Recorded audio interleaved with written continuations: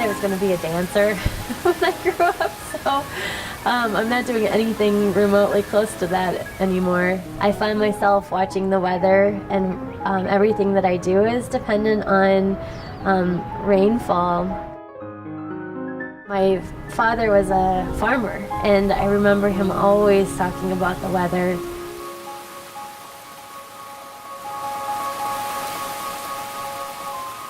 I love when it rains, but I also know we have a long ways to go, so it's a little too early to celebrate for me. We've had some nice rains this year, but we still need to conserve. Our groundwater basins are at historic lows right now. When Cachuma's filling, I will be celebrating. Until then, we're still in a drought. That's actually how we mark the beginning of a drought, is when Cachuma stops spilling. So the last time was May of 2011, and that's when we started watching, okay, this could be the beginning of the drought, and usually 1 or 2 dry years don't constitute a drought. By the 3rd year, we were all statewide declaring drought.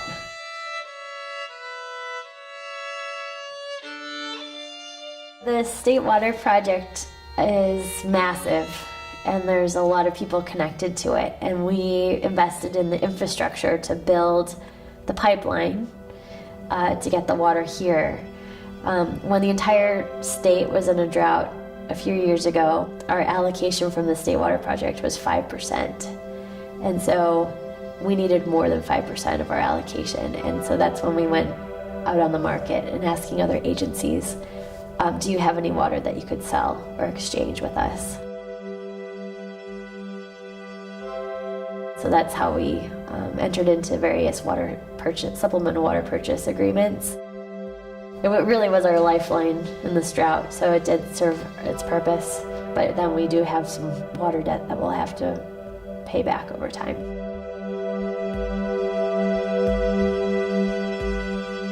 We are considered leaders in the state for conservation. We've cut our water use by over 35% in this drought, and we were already at a base water use that was 20% lower than it was in the 80s. It's over 50% reduction from where we were in the 80s.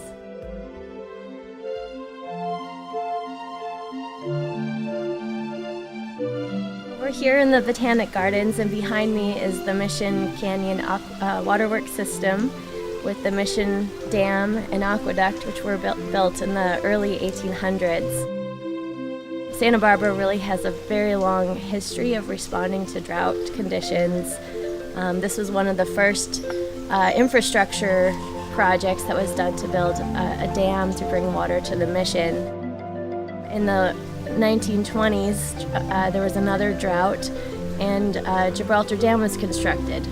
And that was, again, followed by another cycle of drought in the 40s, and that resulted in Cachuma being constructed as well. So this has been a long history of drought response and building water infrastructure to be able to sustain our communities.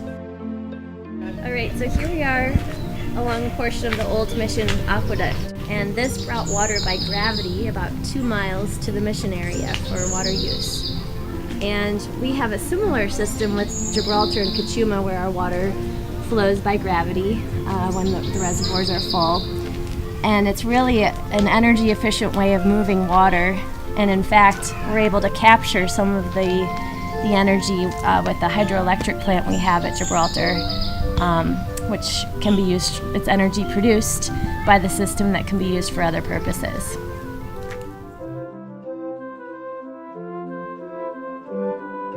I think with the drought, it's somewhat of a slow-moving emergency, and it's been going, and you don't know when it's going to end.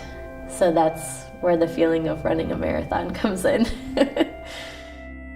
For this year, we're it's probably 30% desal, 30% state water, 30% groundwater, and I think the rest is recycled water. There's not going to be any silver bullet. I think having a diverse water supply mix is really important for sustaining all the challenges that we're going to face.